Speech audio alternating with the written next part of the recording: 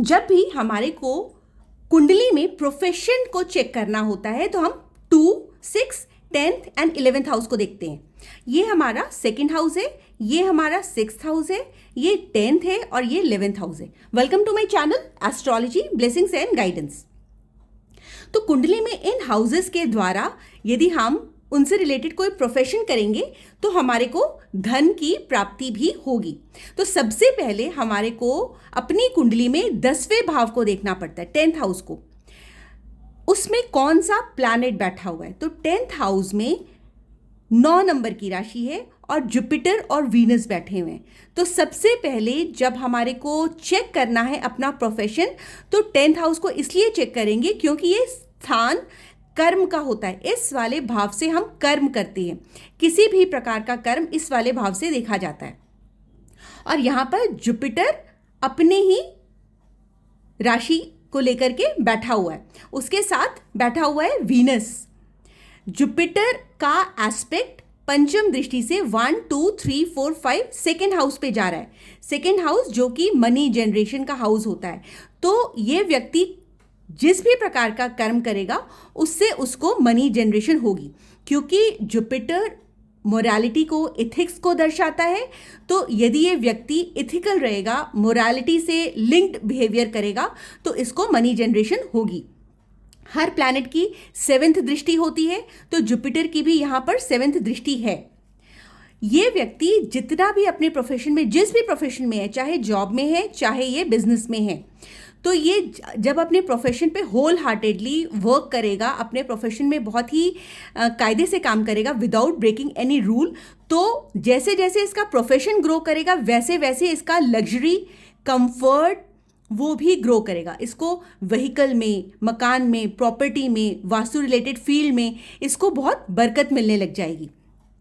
Total इसका depend करेगा इस वाले हाउस में। तो इसको मजबूत करना है अपना ये वाला हाउस, क्योंकि जितना ये वाला हाउस ग्रो करेगा, जितना इसका कर्म इस वाले हाउस में ग्रो करेगा, उतना उसको इससे रिलेटेड बेनिफिट्स होते चले जाएंगे। क्योंकि यहाँ पर कोई प्लैनेट नहीं बैठा हुआ है। यदि यहाँ पर कोई प्लैनेट बैठा होता तो सबसे पहले हम कहते कि यहाँ पर कौन सा प्लैनेट बैठा है और उससे रिलेटेड वो व्यक्ति कौन सा कर्म कर रहा है। तो सबसे पहले हम उस कंडीशन में उस प्लैनेट को देखते। यदि ये व्यक्ति रियल एस्टेट में है, प्रॉपर्टी में है, लैंड सेलिंग वगैरह का कुछ काम करता है, या फिर वास्तु फील्ड में है, तो सबसे पहले हम देखते हैं यहाँ पे कौन सा प्लैनेट बैठा हुआ है। फिर उसके बाद से हम देखते हैं कि वो प्लैनेट का एस्पेक्ट कहाँ जा रहा है। फिर हम देखते हैं कि उसका उसकी पोजीशन, मतलब मान लिया यहाँ पे मरकरी बैठा है, तो मरकरी की राशि होती है 3 और 6, तो उसकी 3 और 6 नंबर की राशियाँ कहाँ जा रही हैं। तो इस वाले केस में हमने उसको ऐसे देखा। इसके अलावा जुपिटर, यदि ये व्यक्ति जॉब में है तो जुपिटर की 9वां एस्पेक्ट इस पे जा रहा है, 1, 2, 3, 4, 5, 6, 7, 8, 9। तो जब ये व्यक्ति जॉब में भी रहेगा तो भी जुपिटर की कृपा दृष्टि इसकी जॉब पर रहेगी। अब ये व्यक्ति यदि जॉब में रहेगा और फूड रिलेटेड इंडस्ट्री में इन्वॉल्व रहेगा या फिर ट्रैवल में इन्वॉल्व रहेगा तो भी ये व्यक्ति बहुत अच्छा करेगा। जैसे जोमेटो वाले जो लोग हैं, जो भी इस इंडस्ट्री में हैं, वो लोग ट्रैवलिंग करके दूसरों को घर से घर में खाना पहुंचाते हैं। तो उस प्रकार से यदि किसी की कुंडली इस तरीके से सपोर्ट करती है तो वो लोग अपने जॉब में बहुत ही ज़्यादा सक्सेसफुल हो सकते हैं।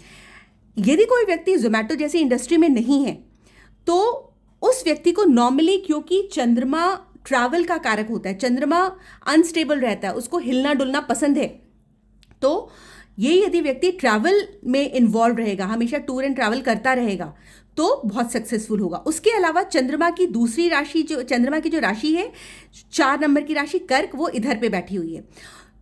ट्रैवल के साथ साथ यदि ये नेटिव अपने आप को पढ़ाई लिखाई में इन्वॉल्व करता रहेगा, कुछ पढ़ता लिखता रहेगा, दूसरों को काउंसलिंग देगा, सपोर्ट देगा, गाइडेंस देगा, तो भी ये व्यक्ति बहुत सक्सेसफुल रहेगा। इसके अलावा यदि हम धन भाव के कॉन्टेक्स्ट में देखें तो सैटर्न की 7वीं दृष्टि, 1, 2, 3, 4, 5, 6, 7, सैटर्न की 7th दृष्टि मनी हाउस पर आ रही है, सेकेंड हाउस पर आ रही है। तो ये व्यक्ति एस्ट्रोलॉजी से भी अपने आप को लिंक कर सकता है। एस्ट्रोलॉजी से लिंक इसलिए मैंने कहा क्योंकि जो 8th हाउस होता है वो एस्ट्रोलॉजी से, मैन्युफैक्चरिंग से, ऑडिट से, इन सब से लिंक किया जाता है। तो ये एक बहुत बड़े एस्ट्रोलॉजर की कुंडली है जो बहुत अच्छी गाइडेंस देते हैं, जो दूसरों की साइकोलॉजी को समझते हैं और उनके द्वारा दिए गया कोई भी परामर्श दूसरों को बहुत ज़्यादा लगता है।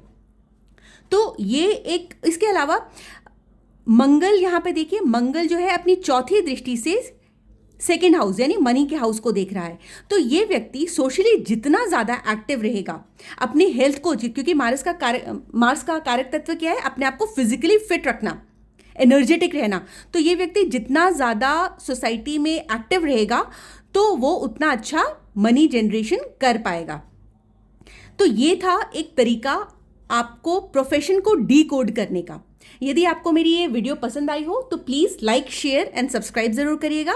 And for consultation please call on my number 831-830-7747। Thank you so much for watching.